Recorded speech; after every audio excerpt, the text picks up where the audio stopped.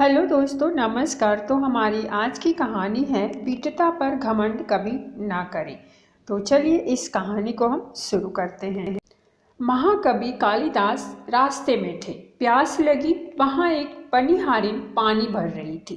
कालिदास बोले, माते पानी पिला दीजिए, बड़ा पुण्य होगा। पनिहारिन बोली, बेटा मैं तुम्हें जानती नहीं, अपना परिचय तो दो, मैं पानी पिला दूंगी। कालिदास ने कहा, मैं मेहमान हूँ, कृपया पानी पिला दें। पनिहारिन बोली, तुम मेहमान कैसे हो सकते हो? संसार में दो ही मेहमान हैं, पहला धन और दूसरा यौवन। इन्हें जाने में समय नहीं लगता। सत्य बताओ, कौन हो तुम? तर्क से पराजित कालिदास अवाक रह गए। कालिदास बोले, मैं सहनशील हूँ, अब आप पानी पिला दें। पनिहारिन ने कहा, नहीं, सहनशील तो दो ही हैं। पहली धरती, जो पापी पुण्यात्मा सबका बोझ सहती है, उसकी छाती चीरकर बीज बो देने से भी अनाज के भंडार देती है। दूसरे पेड़, जिनको पत्थर मारो फिर भी मीठे फल देते हैं। तुम सहनशील नहीं हो, सच बताओ तुम कौन हो? कालिदास मूर्छा की स्थिति में आ गए और तर्क वितर्क से झल्ला उठे। कालिदास बोले, मैं हठी हूँ।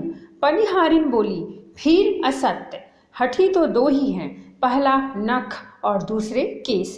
कितना भी काटो बार बार निकल आते हैं। सत्य कहें, कौन हैं आप?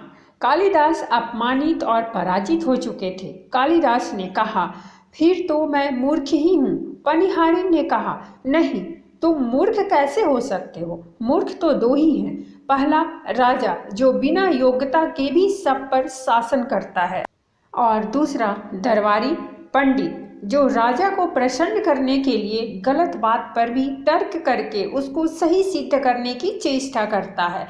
कुछ बोल न सकने की स्थिति में कालिदास वृद्धा पनिहारिन के पैर पर गिर पड़े और पानी की याचना में गिड़गिड़ाने लगे।